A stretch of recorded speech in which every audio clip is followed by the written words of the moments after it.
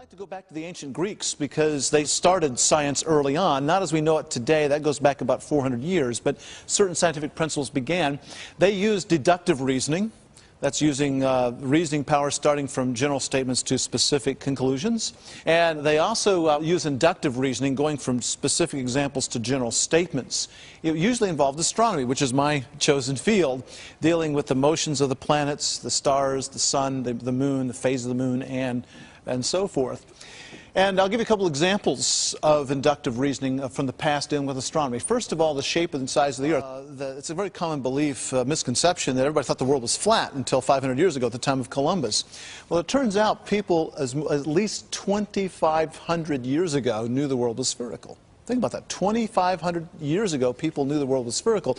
And they had different arguments about that. One of them is the fact that when you see a lunar eclipse, the shape of the shadow is always a circle, and only a sphere will cast a circle all the time, regardless of the orientation. Now, there had other arguments too, but that's one of the better ones they had.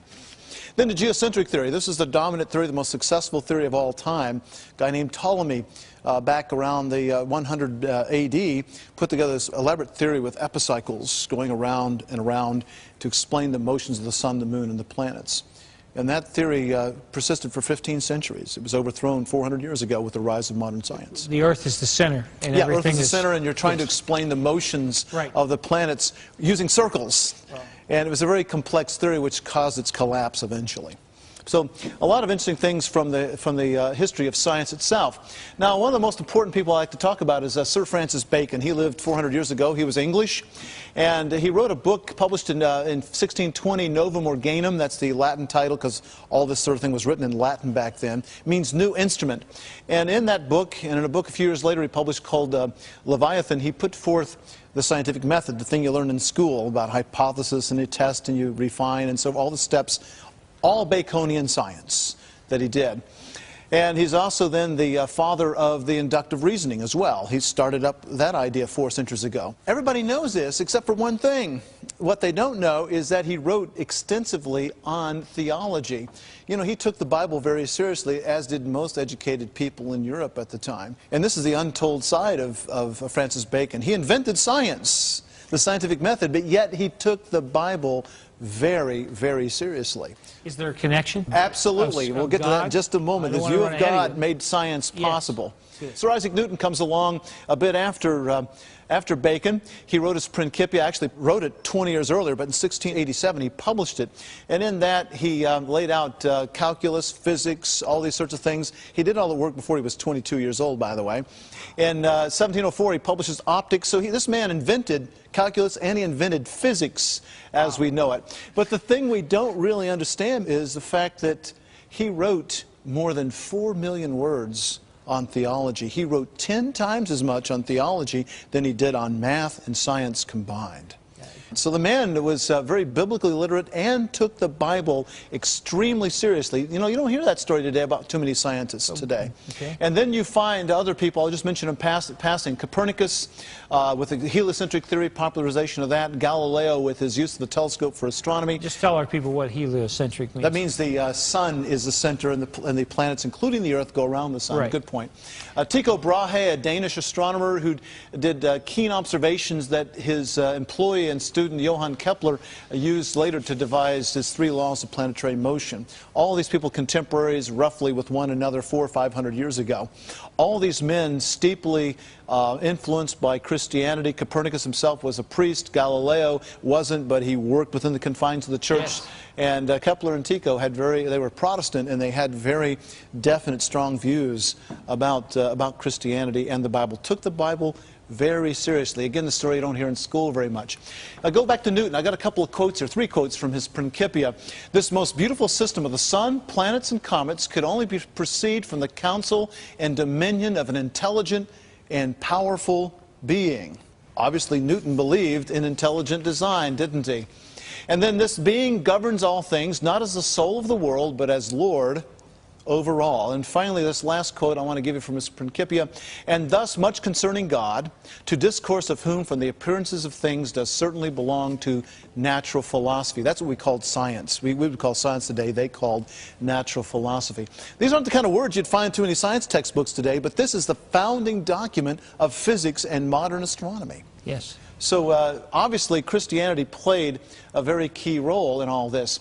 Well, we have Martin Luther a bit before them, establishing the Protestant Reformation, and he taught that all honest work was worthy of honor. You see, before that, the Roman Catholic Church had separated the sacred from the secular. The king and the priests were doing the Lord's work. Everybody else, you were just doing venal, secular sort of work. And the Protestant Reformation said, no, all work, if it's honest, is worthy of honor. So they took the separation between the sacred and the secular apart, and they began to think that they were thinking God's thoughts after him.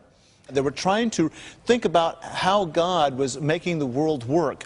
And they also, I understand Newton, on some of his writings at the end, would publish in Latin beneath that, all to the glory of God. Again, you don't find that kind of sentiment too much in science today. But this is what the founders of science thought. Very different from today. And I think that Christianity, particularly Protestant Christianity, then made science possible. Because you see, our Creator is a God of order. He's not a God of chaos. And He's also a God who is knowable. We can know Him. It's possible to know Him and Him to know us. We can have a relationship with Him. And so the working hypothesis was perhaps this Creator who is knowable and a God of order. Perhaps He imprinted some of those characteristics of knowability and order upon His universe. And we're told in the New Testament, for instance, that this current world is sustained by the power of His Word. Well, just what does that mean? Is this, can we reason through and can we discover some of the order that might be there? And so the conclusion, or the working hypothesis that people had 4 centuries ago in Protestant Europe, was that the world is ordered and it's knowable. And that was a revolutionary idea. Nobody really in the past had thought about that. In the ancient Western deities, the Romans and Greeks, with their polytheism, their gods were just supermen. They weren't transcendent, so they didn't really control the way the world worked. And in the Far East, you had the yin and the yang. Things were changing at chance all the time. If you did an experiment today, you wouldn't expect the same result tomorrow or in another place. It's going to change continually all of the time. So in those kind of world systems, you would not expect the world to be knowable. You wouldn't expect it to be ordered, and hence you wouldn't expect it to be predictable. So the 17th century is a neat time because science as we know it began at that time in Northern Europe.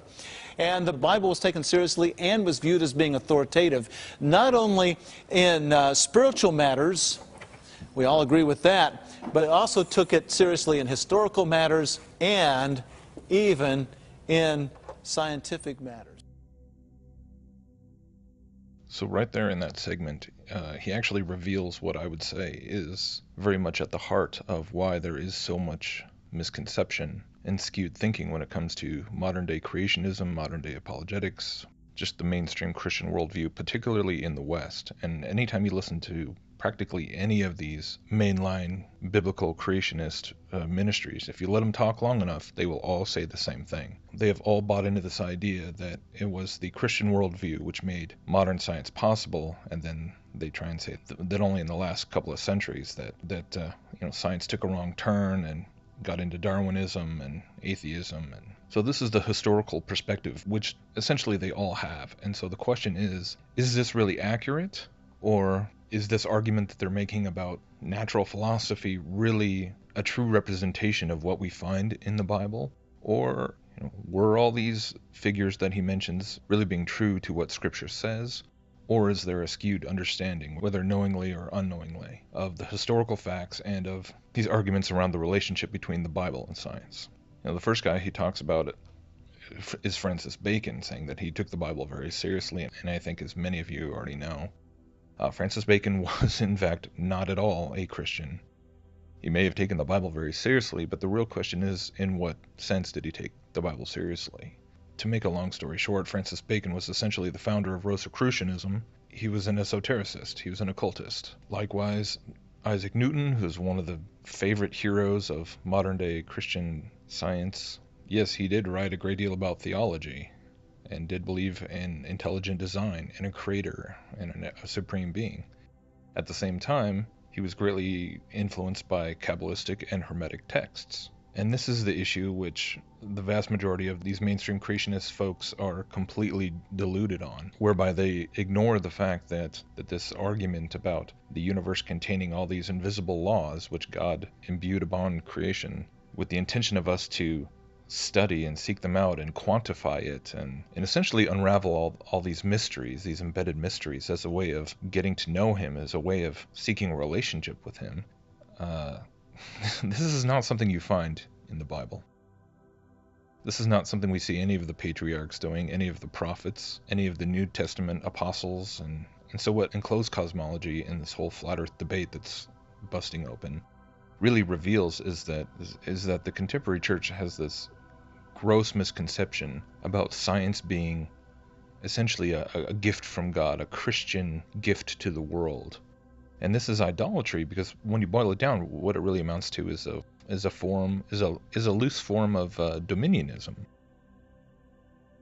So instead of just the revelation is given in the Word about who God is and what we can and can't know about His creation, it's buttressed by this idea of natural philosophy, which absolutely does come from the Greeks and from the mystery schools and from Egypt and Babylon. If you know anything about Hermeticism is all about the Hermetic principles, the Hermetic laws, the idea that the entire universe is governed by invisible forces which can eventually be understood and manipulated. You don't find anything in the scriptures about invisible laws and forces, and the idea that we should do experiments to figure out exactly how they work and how to quantify them and how to eventually reduce everything in God's creation into a formula. It's just not there. And so, like Jesus said, a little bit of yeast works through the whole dough. This is one thing that I see as really being at the core of so much of the blindness of people who are encapsulated with a worldview that they don't even realize, a lot of times don't even realize that they hold. This is what is at the core of so many people who assume that Western civilization is a gift from God, or that America is his chosen instrument, and so on. And so that they can't even see how much of an instrument of the kingdom of darkness it all is. This is at the root of that, because they've turned the country and the culture and this quote unquote legacy into an idol, into a source of intellectual pride, nationalistic pride in this legacy of Christian culture and science. And it's just baloney and completely unbiblical. Nowhere in the Bible do we find technology and scientific understanding portrayed as the means by which God is pouring out his grace upon the world. You just don't.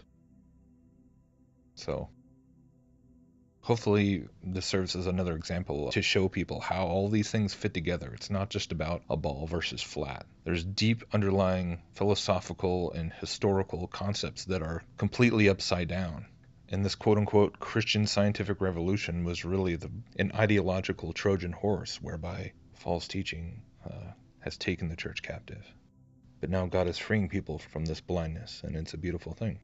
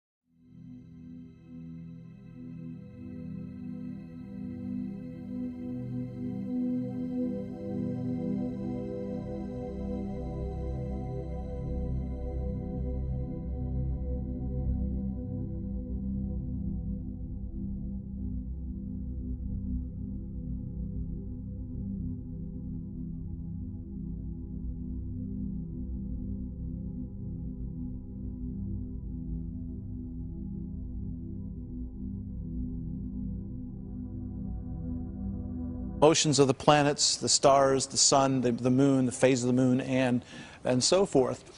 And I'll give you a couple examples of inductive reasoning from the past dealing with astronomy. First of all, the shape and size of the Earth. It's a very common belief, misconception, that everybody thought the world was flat until 500 years ago at the time of Columbus. Well, it turns out people at least 2,500 years ago knew the world was spherical. Think about that. 2,500 years ago, people knew the world was spherical.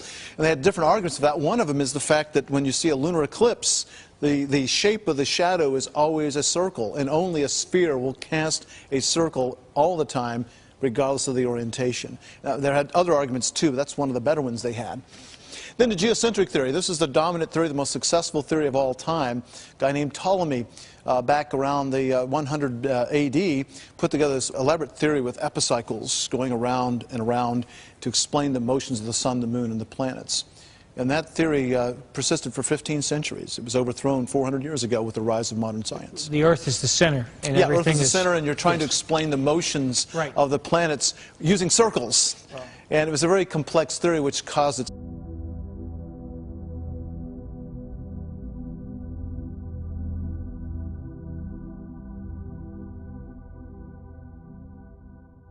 We like to go back to the ancient Greeks because they started science early on, not as we know it today. That goes back about 400 years, but certain scientific principles began. They used deductive reasoning. That's using reasoning power starting from general statements to specific conclusions.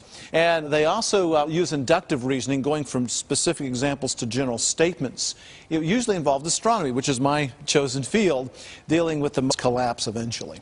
So a lot of interesting things from the history of science itself. Now, one of the most important people I like to talk about is Sir Francis Bacon. He lived 400 years ago. He was English, and he wrote a book published in 1620, Novum Organum. That's the Latin title, because all this sort of thing was written in Latin back then. It means new instrument.